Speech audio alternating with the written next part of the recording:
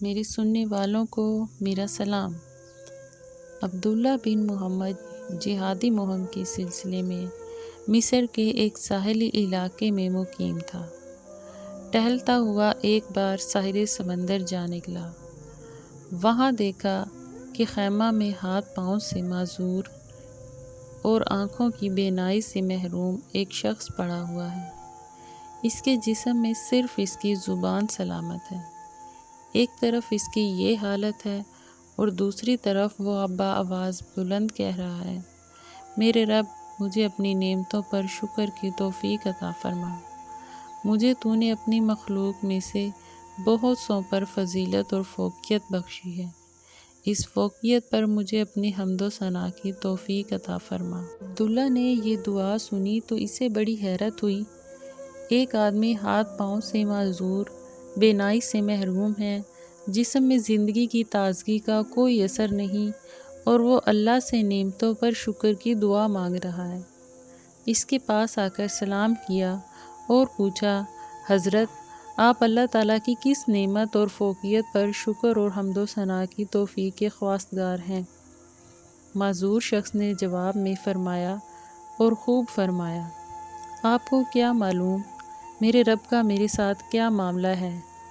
باخدا اگر وہ آسمان سے آگ برسا کر مجھے راکھ کر دے، پہاڑوں کو حکم دے کہ مجھے کچل دے، سمندروں کو مجھے غرق کرنے کے لیے کہہ دے، زمین کو مجھے نگلنے کا حکم دے، تو میں کیا کر سکتا ہوں؟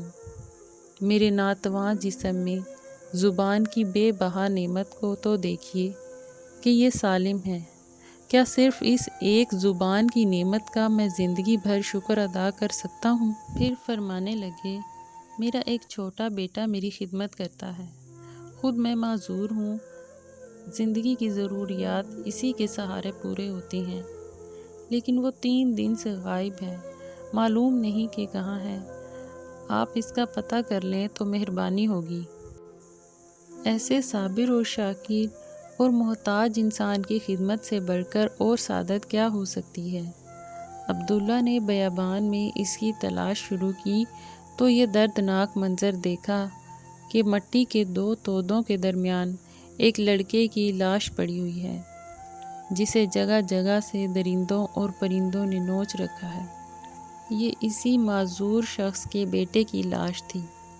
اس معصوم کی لاش اس طرح بے گور و کفن دیکھ کر عبداللہ کی آنکھوں میں آنسو بھر آئے، اور یہ فکر لاحق ہوئی کہ اس کے معذور والد کو اس المناک حادثہ کی اطلاع کیسے دے۔ اس کے پاس گئے اور ایک لمبی تمہید کے بعد انہیں اطلاع کر دی۔ بیٹے کی وحشت ناک موت سے کون ہوگا جس کا جگر پارا پارا نہ ہو؟ وہ خبر سن کر معذور والد کی آنکھوں سے آنسو رواں ہوئے۔ دل پر غموں کے بادل چھا جائیں تو آنکھوں سے اشکوں کی برسات شروع ہو جاتی ہے۔ یہ بھی اللہ تعالیٰ کی نعمت ہے کہ غم کا غبار اشکوں کے ذریعے نکل جاتا ہے۔ شکوہ شکایت کی بجائے فرمانے لگے، حمد و ستائش اس ذات کے لیے ہے جس نے میری اولاد کو نافرمان پیدا نہیں کیا اور اسے جہنم کا ایندھن بننے سے بچا لیا۔ پھر انا للہ پڑھا اور ایک چیخ کے ساتھ سعید روح قفس عنصری سے پرواز کر گئی۔ ان کو اس طرح اچانک موت پر عبداللہ کے ضبط کے سارے بندھن ٹوٹ گئے اور وہ پھوٹ پھوٹ کر رونے لگا۔ کچھ لوگ اس طرف نکلے، رونے کی آواز سنی، خیمے میں داخل ہوئے، میت کے چہرے سے کپڑا ہٹایا تو اس سے لپٹ گئے۔ کوئی ہاتھ چومتا، کوئی آنکھوں کو بوسہ دیتا، ساتھ ساتھ کہے جاتے، ہم قربان ان آنکھوں پر جنہوں نے کبھی کسی غیر محرم کو نہیں دیکھا، ہم فدا اس جسم پر جو لوگوں کے آرام کے وقت بھی اپنے مالک کے سامنے سجدہ ریز رہتا، جس نے کبھی اپنے رب کی نافرمانی نہیں کی۔ عبداللہ یہ صورتحال دیکھ کر حیران ہو رہا تھا۔ پوچھا، یہ کون شخص تھے؟ ان کا کیا تعارف ہے؟ کہنے لگے، آپ ان کو نہیں جانتے؟ یہ رسول اللہ صلی اللہ علیہ وآلہ وسلم کے سچے عاشق اور حضرت ابن عباس رضی اللہ تعالیٰ عنہ کے شاگرد تھے۔ مشہور محدث حضرت ابو قلابہ رحمۃ اللہ علیہ کے نام سے مشہور تھے۔ صبر و استقامت کے پیکر اور تسلیم و رضا کے بلند مقام کے حامل حضرت ابو قلابہ رحمۃ اللہ علیہ کی تجہیز و تکفین اور نماز و تدفین سے فارغ ہونے کے بعد عبداللہ رات کو سویا تو خواب میں دیکھا کہ آپ جنت کے باغات میں سیر و تفریح کر رہے ہیں۔ جنت کا لباس زیب تن ہے۔ عبداللہ نے پوچھا، آپ وہی معذور شخص ہیں؟